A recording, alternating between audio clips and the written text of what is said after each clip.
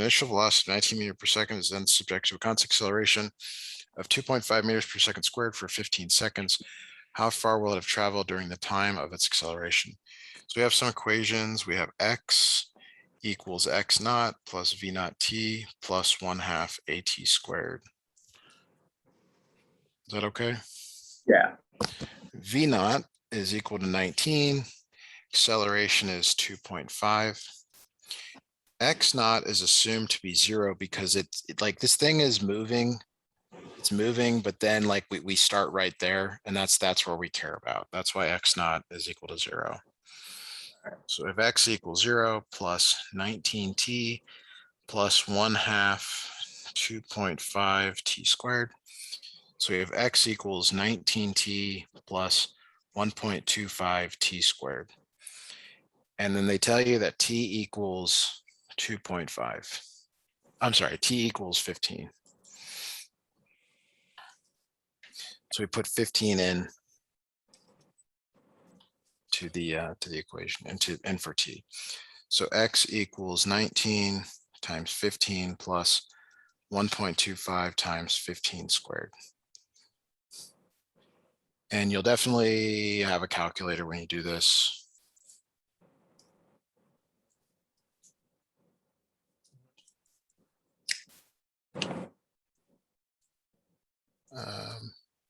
That long.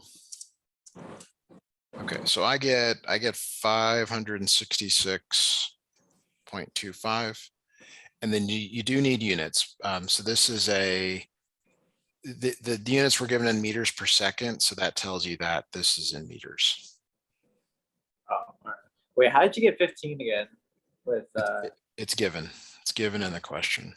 Oh, it's given. Okay. Yes. 15 times 15 squared.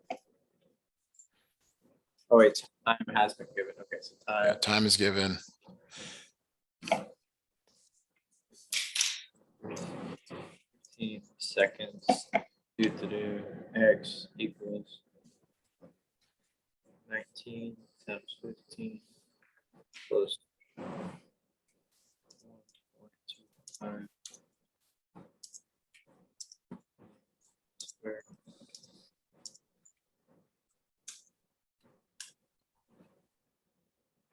All right, on to number 90. So it accelerates from rest. So that means that the initial velocity will be 0, right? Yes. All right, so then constant acceleration. So acceleration here is at 8.4 meters per second squared. We have the time here, which is 11 seconds. What we're looking for is V final. Yeah. So and this is we're not looking for displacement. Nope. He likes us to like look to lift whatever we're not using and cross it out. Okay. We're not using that. So now we look for an equation that doesn't use any of that. So this one, they're asking you for the final velocity. They give you the time. You know, we talked about this a lot. Time is rarely given, but it is in these problems. So they give you the acceleration.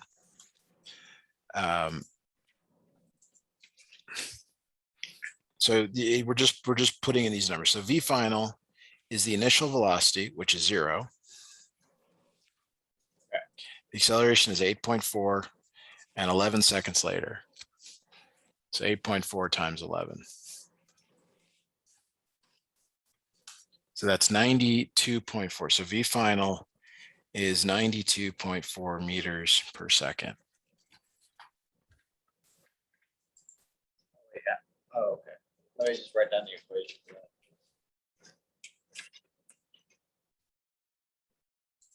The equation. VF equals V0 plus AT. So 0 plus 8.4 times 11. So VF is 92. Okay, so can we move on to 91, or there's still some questions on that? questions. Okay.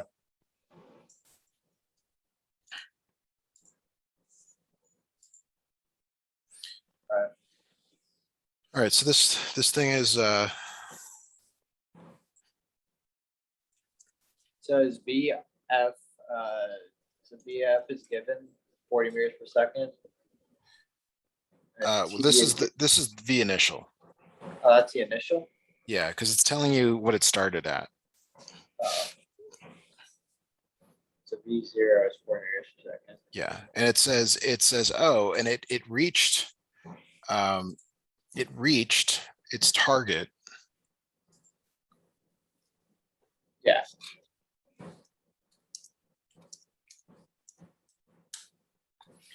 in 3 seconds. So the time is 3.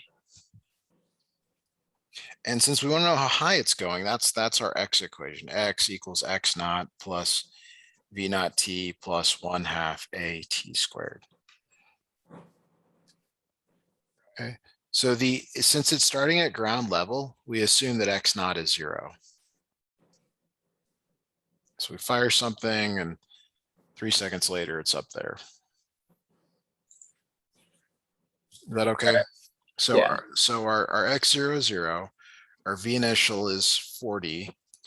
Now acceleration is due to gravity. Acceleration is minus 9.8 because it's going down. So it's minus 9.8. It's acceleration due to gravity. It's g, and then t squared. So this is simple. Say that again. The acceleration is counted in there. I didn't realize that. But it's not given, so you have to know that. And if it's in U.S. units, it's a different number. But most of the time, it's in metric. Yeah, we'll go with that. Why is it in there again? What? Why is the negative 9.8 included in this equation? I mean, in this problem. Because you're supposed to know it. It's supposed to be a known value. Oh, okay. It's like converting from feet to inches. Like you're supposed to remember that. I think. Okay, so how high is the target located? So basically you need to put 3 into the equation.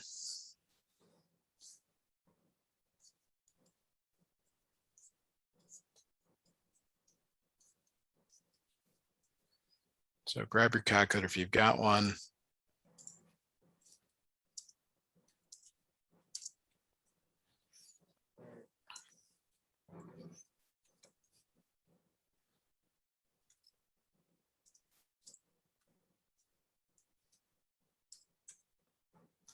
So I get 75.9 meters high.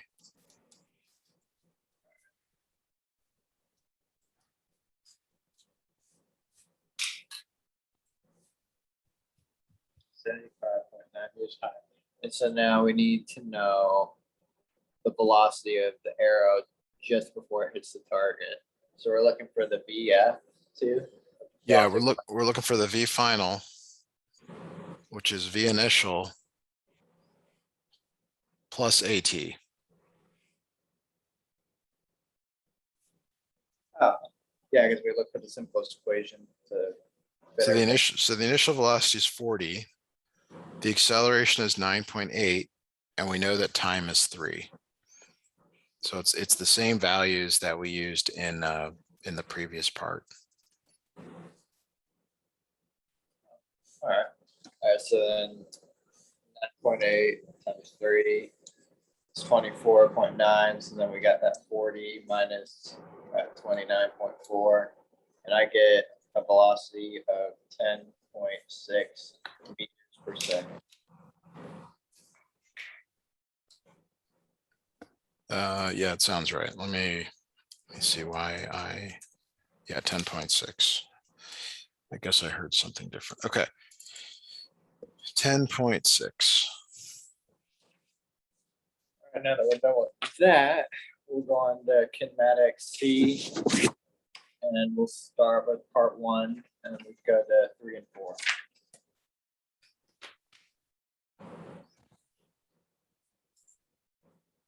Let me get caught up to here and get it open. So you're saying kinematic C. Okay, I got that. Now I got that open. And I'll go back to our chat. And you said 3 and 4 for part 1. Okay. The scooter question here. Okay.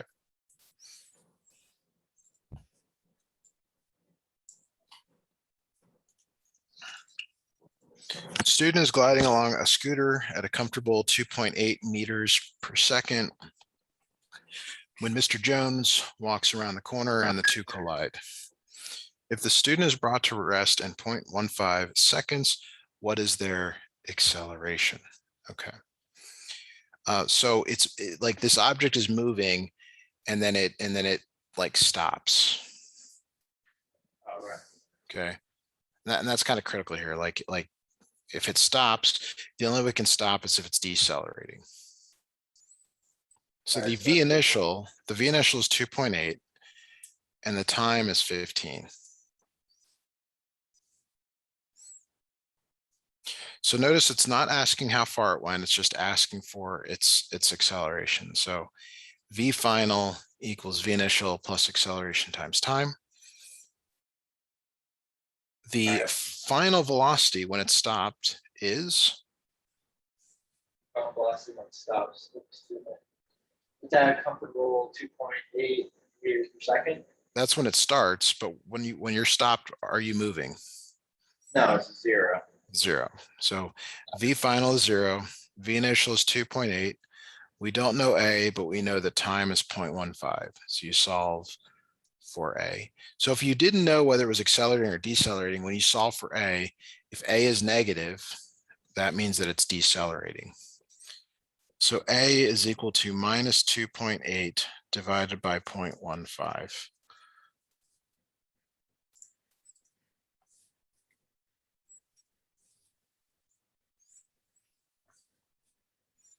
So that's minus 18.7 meters per second squared.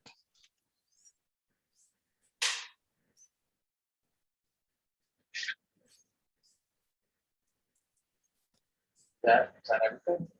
That's all it's asking for. All right, so whatever, 2.8.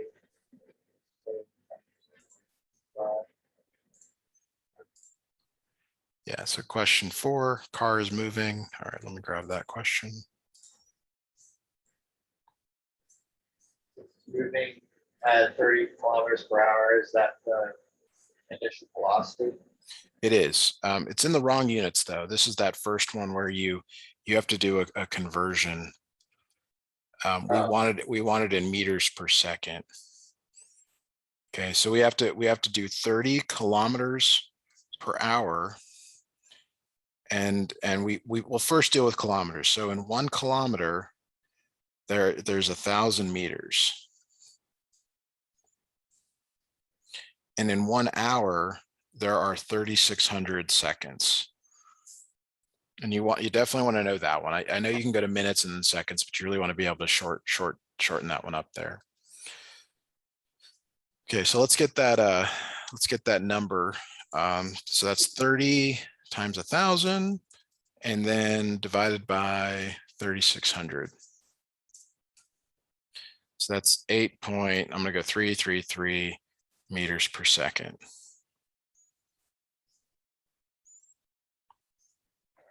Is that okay? That's just this first part. The initial is that 8.33 meters per second. Yes, this is V initial. So V final is V initial plus acceleration times time. Now you can tell your instructor she's missing a little 2 there for the units on acceleration. All right. Might get some bonus points on that. So the initial velocity is this 8.333. The acceleration is 2 and the time is 3.6. Oh yeah. I just need to make sure I run out. So acceleration is 3.6. Yeah, that's the time. Time is 3.6 seconds. Acceleration. That's it. So,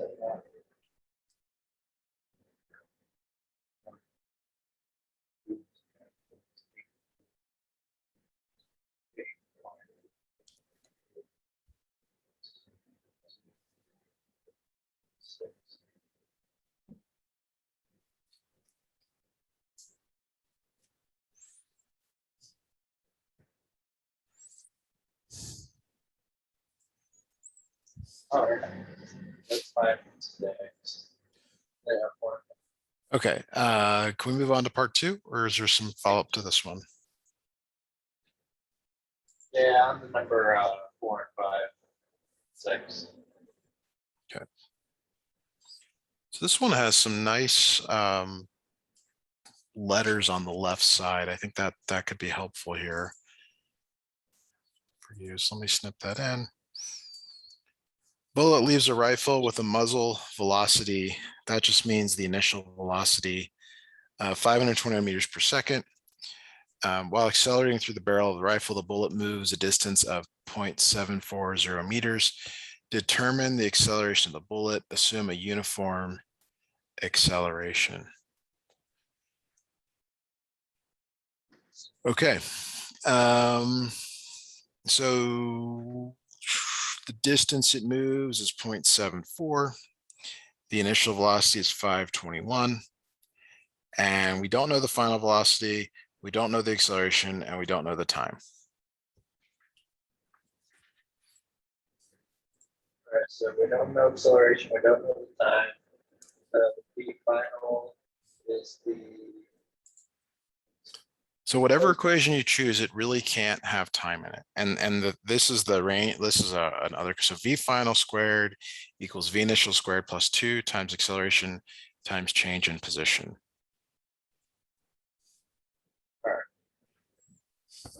Do we have anything other than the distance and the initial? Oh, I'm sorry. V initial is 0. This is v final. Oh. Because it's the rifle, you know, you have your barrel and the bullet's there, and the bullet starts here and it's not moving. If you shot a gun, then you load it, the bullet's not moving before you shoot it. Okay, so the final velocity is 521. The initial velocity is 0. The acceleration is what we don't know, but we know the change in position, delta x, is 0.74.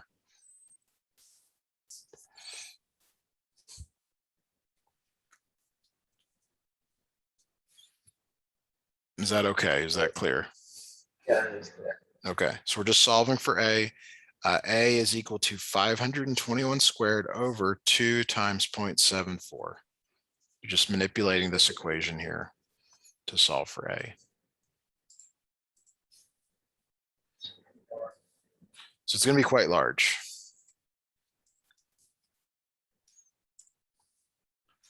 Yeah.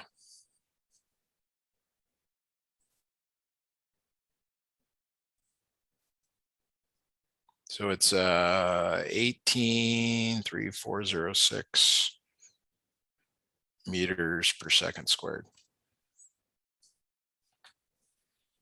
18,003. Wait. It's 183,406 meters per second squared. It accelerates very quickly.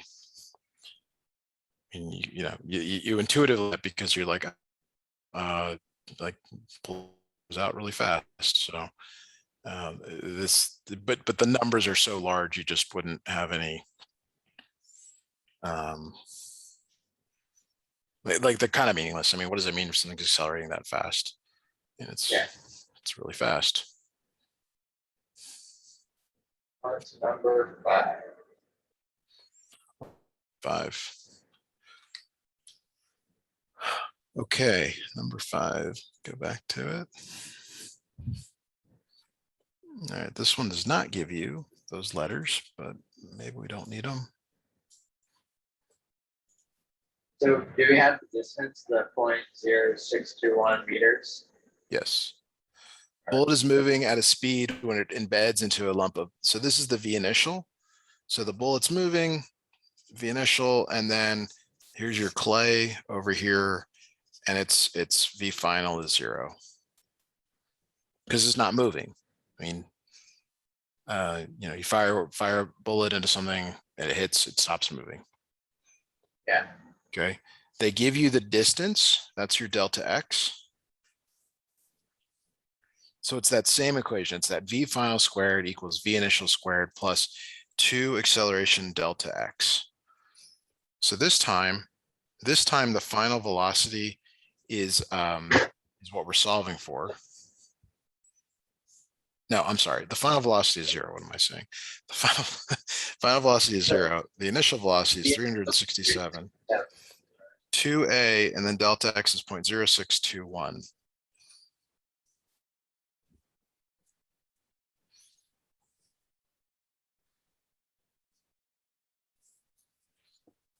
All right, so we're just solving for a. So a is equal to minus 367 squared. Make sure you square before you negate, over 2 times 0.0621.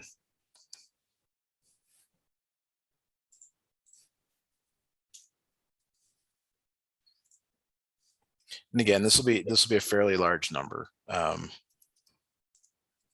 because it decelerates really fast to be able to do this. This is, I mean, these numbers don't even mean anything. It's minus meters per second squared.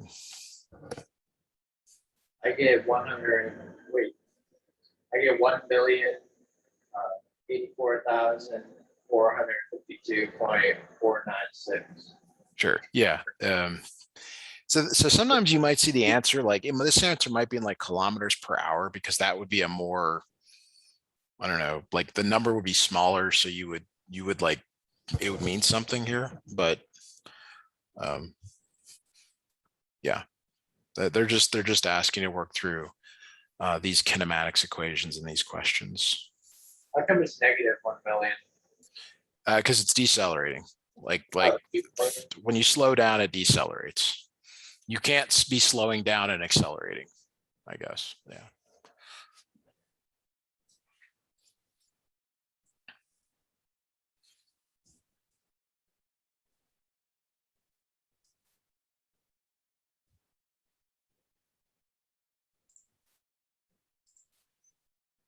On to number 6. All right, so 6 is this classic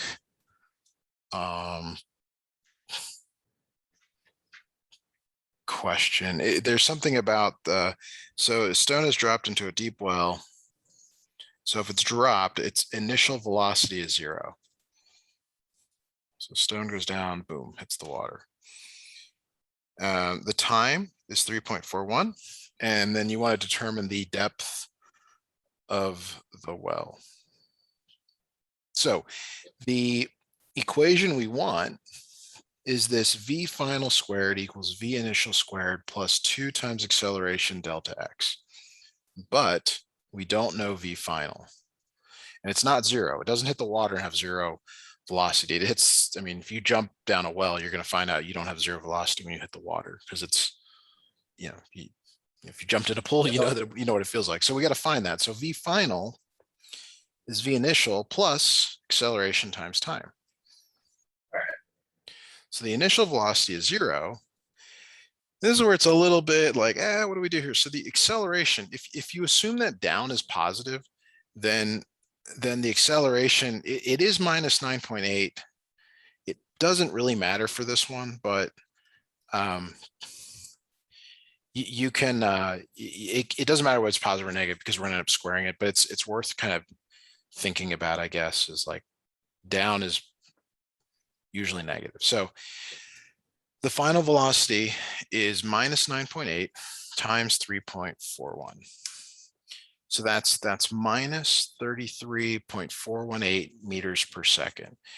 And all that negative means is that it's going down. So now we can use that value in this equation here. Minus 33.418 squared equals 0 squared plus 2 times minus 9.8, okay, delta x. And that's what we're solving for, this change in position, basically how the height. Okay. So we need to square the number. Sorry, square that number, come on. And then we divide by, so delta x is equal to this minus 33.418 squared over 2 times negative 9.8.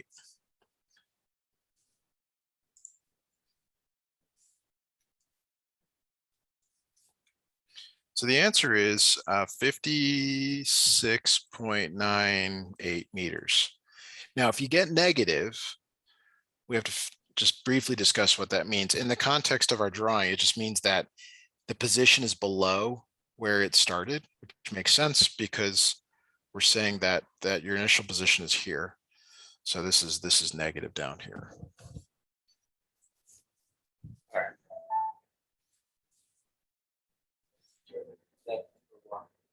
Depth of the well is negative 58.98. Well, you don't want to say Or- negative. You want to say that it's 57 meters in depth. Like, if you tell someone, hey, you don't tell someone, hey, you're minus 100 feet away from me. You would say, I'm 100 feet behind you or in front of you. And that's the interpretation you have to have here. Okay, say this 56.98. Get rid of the negative. Yes. You don't need the negative because it's that it's below the level of the surface.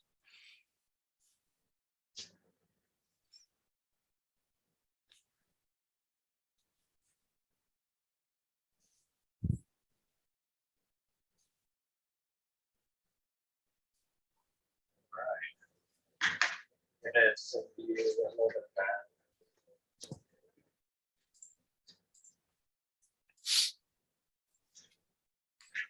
All right, I'll stand by.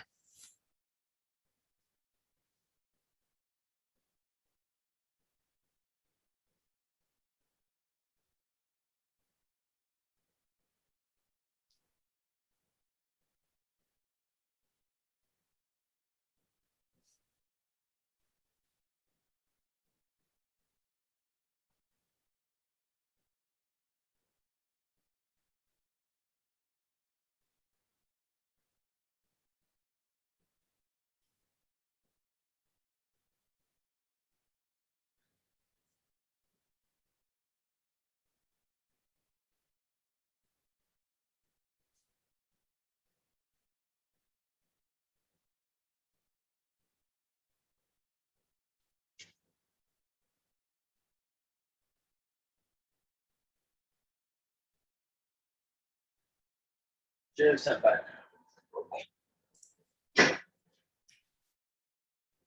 Yep, standing by here. Hopefully it'll come in soon.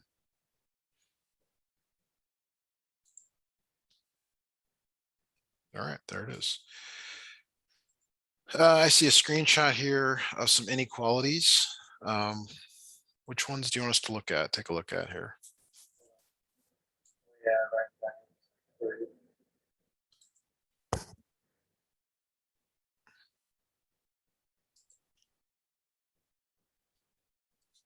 About 7 problems. I get, okay, there we go. You're chatting it to me. I didn't hear. Okay, 7, 11. All right, so we'll go through these. Question 7. All right. Write your final answer in interval notation. Okay, we can do that. Absolutely. All right, so the goal here is really to get, you really want to get X on the left. So you're going to subtract 7X from both sides. And then you're going to subtract 2 from both sides. So you get minus 4X greater than or equal to negative 3. And then if you multiply or divide by a negative, you have to flip or switch, whatever word you like, the inequality. Yeah. So here, when you divide by negative 4, it becomes X less than or equal to 3/4. Now it wants the answer in interval notation. And the answer is if you were to make a number line, and I'll do it for this one, let's say that's 3/4, that's minus infinity, that's 0. It's everything this way. So minus infinity always goes with a parentheses. And because 3/4 is included, we use a bracket. All right. So as a reminder, if it's a open circle, parentheses, parentheses, infinity or minus infinity, use those. And if it's a filled in circle, you get bracket, bracket, like that. This, you get these symbols. Let me add a couple more here. Okay. All right, so let's look at number 11.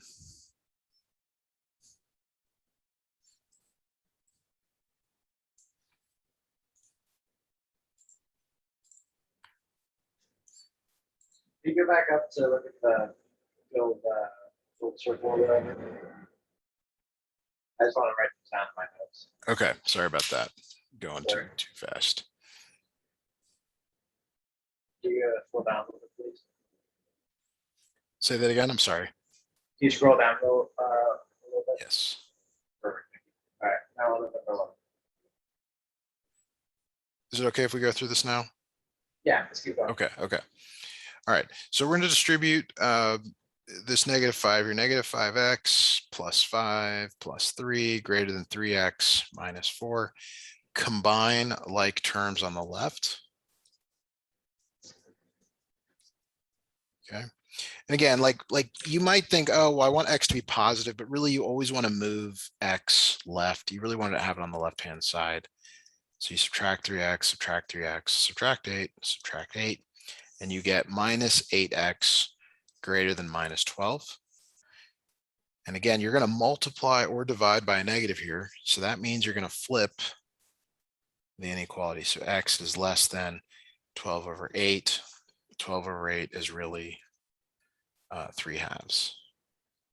3 halves. And then the interval notation. So interval notation, we want all the numbers below 3 halves, like that.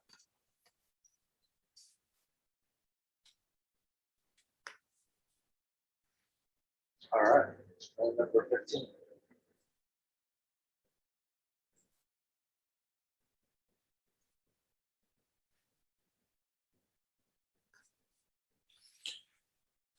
15. Okay.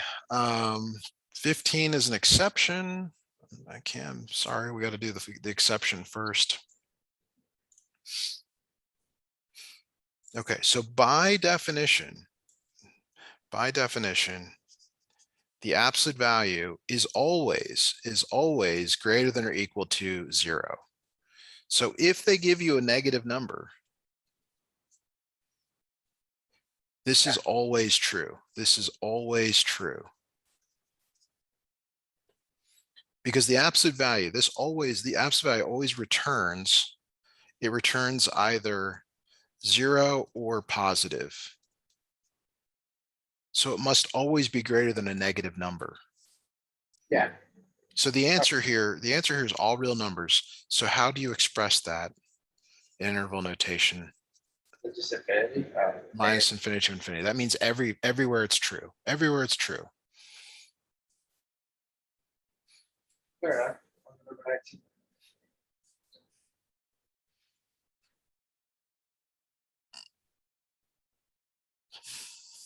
Okay. So how about going to 19? Yeah, 19. All right. 19 is the more standard problem you would start out with.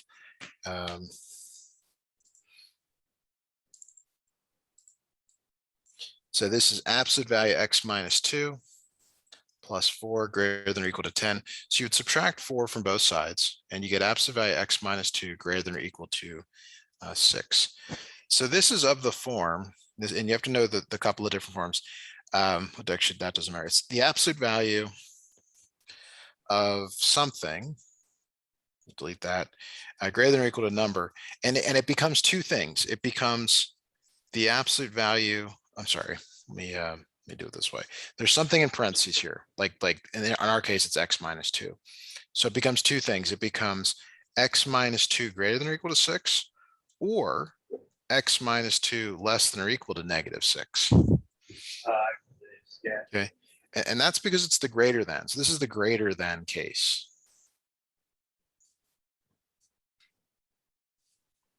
So you solve these x is greater than or equal to 8, or x is less than or equal to -4. And this is where it's maybe more useful to graph it on a number line. Here's 8. and then greater than or equal to 8 means to the right of it. -4 is over here somewhere, less than that means to the left of it. So in interval notation, and this is why sometimes you should put these infinities, it's -infinity to -4, but you include -4, that's why it's got a bracket. And then you go from 8 to infinity, but you include 8.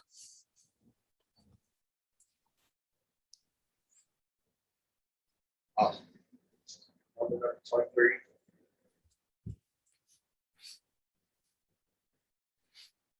23, okay.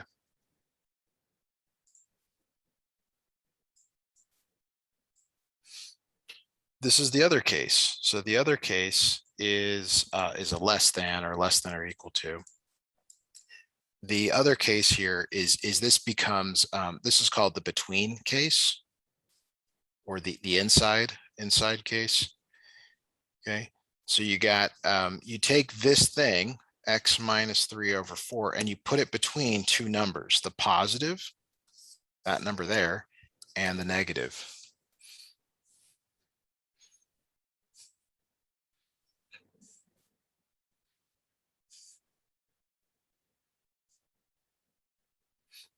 Okay, so you remember this from previous classes? Yeah, I do. Okay, so you clear the fractions, you multiply everything by 4, and you get -8 less than x minus 3 less than 8. Then you add 3, so you get -5 less than x less than 11.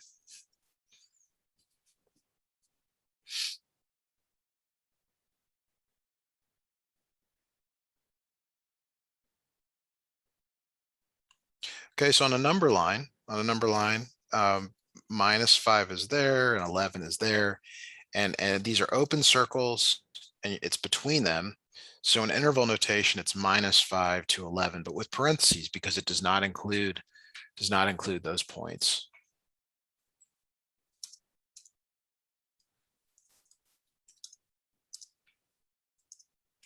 Where you said what now? The Okay, parentheses mean that it's not included. All right. On the number 27. 27 here. Okay, so we got a new thing here.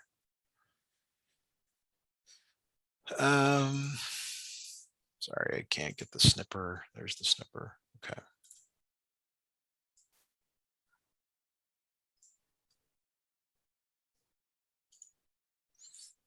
Distance of 11 units from the number 1. Okay, so there's always a center, and then there's what's called the width. That's not true. It's not the width. It's like the it's really the half width. So this is like the plus or minus value. So the center is at 1. So here's 1. Okay, so 1 plus 11 gets you to 12. 12 is 1 plus 11. And then you also subtract 11. So -10, that's 1 minus 11. Okay. So that's your center. And then these are like your half widths. I don't really know what the right term is, but it's like a half width and then a half width. So they want to know all the numbers that are a distance of 11 units from the number 1. Well, it's everything from -10 to 12. So we would say -10 to 12.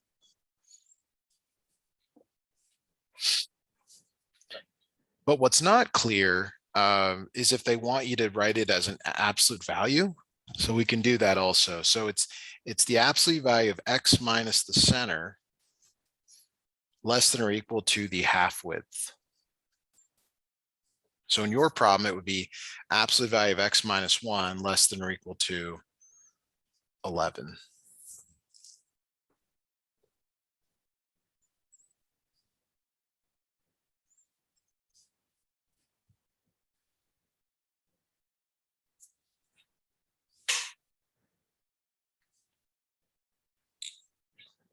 On the number 31. 31.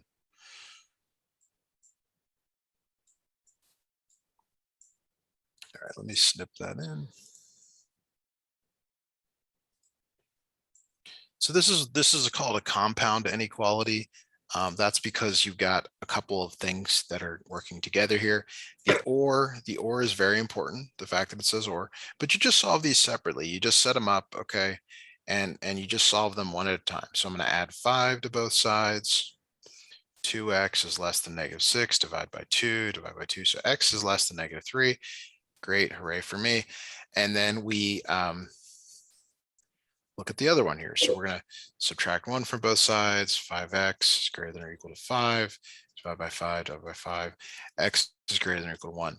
But this or is really important. This or tells you that, hey, either one could be true. So we go to a number line. Here's -3 and here's 1. So here's what's possible. You could be less than -3, or you can be greater than or equal to +1.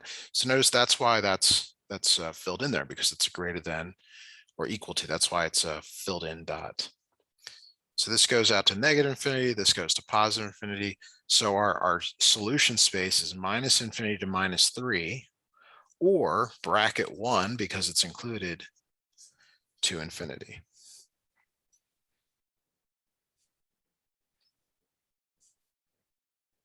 Why is it a bracket again? Because it's filled in. solid. Yeah. So if you remember up above, some